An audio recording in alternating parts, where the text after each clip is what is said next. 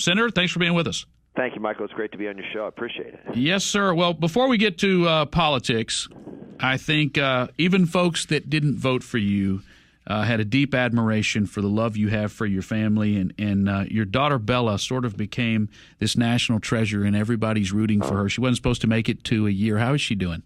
She is doing great. Thank you so much for that. I can't tell you the response that we've gotten from people all over the country. It just, I was out, in a park the other day, and one of the maintenance guys in the park, and just, I happened to say hello to, and we just got to talk a little bit. And the first thing he asked me was, and he has broken English, asked how my daughter was doing, and it's that kind of just really heartwarming kind of relationship that people built with her, and she is doing great. She celebrated her 4th birthday about 2 weeks ago, and is a miracle every day, and is a blessing to us every day. We feel so honored to have her in our family, and hope that is the case for a long time to come. Well, and I know, Senator Santorum, it was difficult to run a presidential campaign when you had that draw at home. And I have a 6-year-old son, and thank God he's healthy. But I know that you want to be there, you want to tuck him in at night. And with 7 children, obviously she wasn't doing well at that time, and you were having to struggle with that. And I think a lot of people, myself included, really felt for you going through that. It's hard enough because we have 7 children. She's our youngest of 7, and as I said on the campaign trail as I traveled around, this wasn't the best time of my life to be doing this. But you can't pick a time when your country's in jeopardy, and where you have to step forward. And you mentioned Ted Cruz, who's stepping forward and running here in Texas. A lot of people are feeling compelled to step out there and see the gravity of the situation that confronts our country right now. Not just the financial situation that our country is in, the economic situation that's in. I know that gets all the headlines, but it is about what's going on with the family and the culture, and it is about our national security and this president's abdication of American values around the world. These are really important times, and we need everybody, not just people to step up and run as candidates. We need everybody to get engaged in this election. And just because I'm no longer a candidate for president, I felt I couldn't just say, well, okay, I did my thing, I punched my ticket, and now it's time to move on and do something else. I feel just as inspired today to stay engaged in this process as a citizen and do whatever I can to help those who I think are going to make a dynamic difference, come November and next year. So the headline will read: Santorum endorses Ted Cruz in U.S. Senate race. What would be the reason? It's really important to understand that electing someone who's going to be a good vote is great.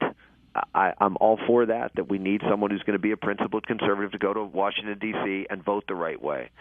We have a bunch of people in Washington who do that. We have a bunch of people in Washington who don't, but we do have, we've been in the last couple election cycles, we've been nominating stronger conservatives, and that's good. What we really need and what we don't have are strong people who strongly can communicate and passionately deliver the message on a variety of different fronts, not just on taxes and spending, but on the culture and on national security. And one thing that I know about Ted Cruz, and I've seen him speak, the first time I saw Ted speak was about 5-6 years ago, and I just said, wow, this guy is amazing. And we need someone who has the wow factor, who can go out there in front of the media, go on the floor of the United States Senate, and deliver a strong and passionate message, who has a deep understanding of who he is, who this country is, what makes it great, and can fashion arguments and engage in debate on the floor of the United States Senate. People think it's not important. It is hugely important. It drives the media. It drives the debate in Washington, D.C., and it's vitally important we have someone with Ted's ability and his convictions in that position. Here we are, one day left involved in early voting today and tomorrow, but tomorrow, last full day of early voting, then Tuesday's election day. Are you going to get a chance to come down here and campaign with him before Tuesday? I'm working on that. Our schedule is pretty tough right now, but if not, I'm certainly we're working on trying to get down there. But if not, I'm going to be on the phone and doing whatever I can to influence the election from outside the state. Well, and this is an election that very well, as you know, could go to a runoff with four major candidates in the race, and a lot of people suspect that Ted will trail into the runoff. But win a runoff. I mean, that I think that's where it's going to really be important, because that's where the base is going to come out and vote, and not the folks who just kind of show up and half-heartedly. And I think that's where your endorsement's going to make the most difference. Well, I would just say to folks, let's do it. Let's finish it and do it the right way the first time. Let's not have let's save the resources for the runoff and focus them on the general election. And so I would encourage folks to get out there and support Ted. I have a lot of confidence in him. I've known him for many years, and I have a lot of confidence that he has exactly the character and the skills and the convictions that we need in the United States Senate. Senator, I got to take a quick break. Can you stay with us? I know y'all were busy this morning. Sure, I can stay with a short segment. Thanks. One moment. The reason Senator Rick Santorum is our guest is today he has endorsed Ted Cruz for the U.S. Senate seat. But I did want to ask you a question about that, how you felt when Notre Dame brought Barack Obama to the campus and the show they made of it, and then his betrayal of them. Well, it's the same way I feel. Well, here's the interesting thing. I mean, yes, he betrayed them clearly with these HHS regs, and then Georgetown invites the person who authored the HHS regs, which is Catherine Sebelius, to be their speaker. And there's another Catholic school in the city of Washington. It's really academia has whether Catholic or non-Catholic, by and large has headed off the cliff. And we have a huge issue in this country. If we're going to get this country back to the values that made this country great, then we have to teach them.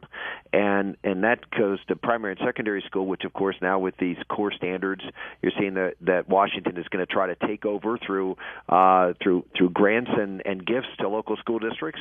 The operation of their curriculum that's eventually going to come with these quote core standards that they're talking about, and we've already seen liberal academia in higher education basically pollute the minds of millions of Americans who go to colleges and get fed this steady diet of left wing political correctness. And this is something I say this to people in Houston. I know there are a lot of folks there who graduated from college, who give money to their alma maters. Take a look at what they're teaching at these places that you went to 30 and 40 years ago. It's not the same school, and I encourage people to take a good hard look at funding and continuing to fund what is nothing, in many cases nothing more than an arm of the Democratic National Committee or some of these left-wing interest groups in trying to indoctrinate our kids. Senator Rick Santorum is our guest, endorsing Ted Cruz for U.S. Senate today. Senator, with 43 Catholic organizations coming forward and suing the Obama administration, I mean, this is unprecedented. We've not seen this. Is this the type of political activism you'd like to see more of out of the Catholic Church and out of religious institutions? One of the things that I know it happened in Houston. I talked about this speech that John F. Kennedy gave in 1960, his famous speech in Houston. And I went down on the 50th anniversary and spoke at St. Thomas, and was sponsored by St. Thomas University in Houston and Houston Baptist, and gave a speech there 50 years almost to the day, and talked about how Kennedy led us down the wrong path, that there was this radical separation of church and state, and the church had no business at all in politics, and he was wrong. And I say this to all churches. You don't let the 501c3 status of having a charitable organization, so you can receive charitable contributions and people can deduct them from their taxes. Don't let that piece be your 30 pieces of silver.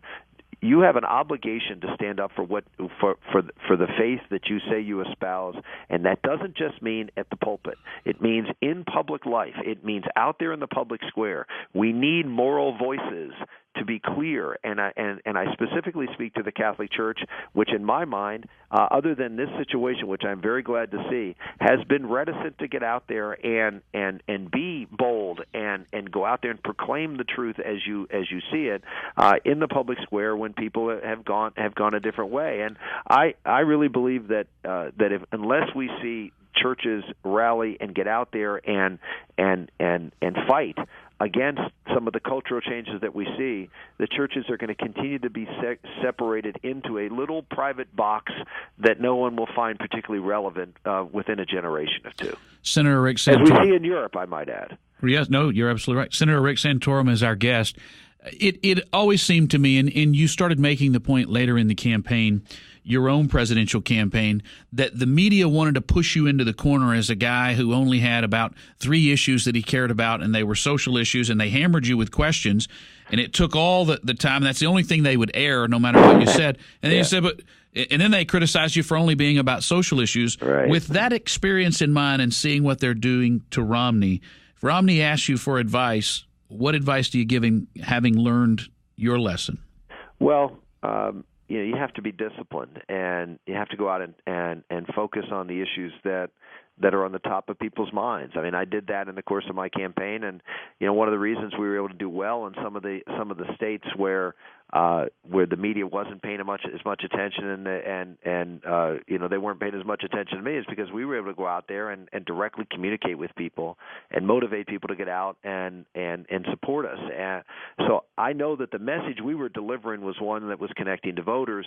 The message that the media was transmitting out there was something that, again, was a caricature. And that's what they're going to do. That's what they have been doing and will be doing to Mitt Romney. He just needs to continue to stay focused, but this is very important, don't back down by what you believe. And one of the reasons I got this comment from a lot of people throughout the course of my campaign and many afterwards, which is I don't necessarily agree with everything you say, but I believe you believe what you're saying, and that you're honest and someone who's going to stand up for those core convictions. And don't think that people vote for candidates because they vote for the candidate that they agree with on everything. Well, nobody agrees with the candidate on everything. What they want from a candidate is someone who they believe is out there doing what they think is best for the country. And that they feel confident that when they get into office, they will do the things they say they're going to do. I think you're right. That's what I would say to Governor Romney. I think that's true of George Bush's success, George W. Bush's success. Absolutely. I think it's true of Reagan's success. Absolutely. Senator Rick Santorum, last question for you because I know you need to go. Knowing what you know now, having been through a bruising presidential campaign, you way outperformed what anyone expected. You did extraordinarily well by any measure. If you knew a year ago what you know now, what would you have done differently? Oh, you know what? I don't think I'd have done a thing differently.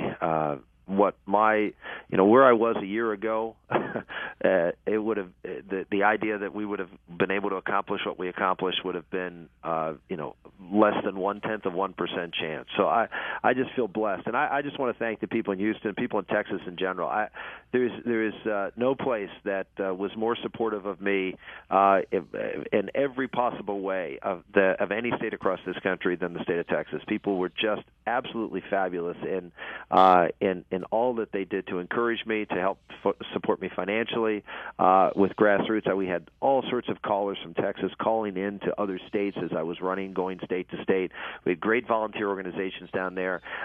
You got strong, principled, great conservatives who understand the greatness of our country. And I think one of the reasons Texas has been able to weather the storm is because you've got those kind of conviction people in your state who've kept government limited and kept people free. And I just want to thank you for what you do for our country, but specifically what you did for me over the past year or so. Thank you. Well, it should be very heartening to know. I don't think anyone in the Romney or any other campaign would doubt the fact that if the last crop of candidates had stayed on the ballot in November and continued to run, most everybody knows that you would have won the state of Texas, and that should make you very proud.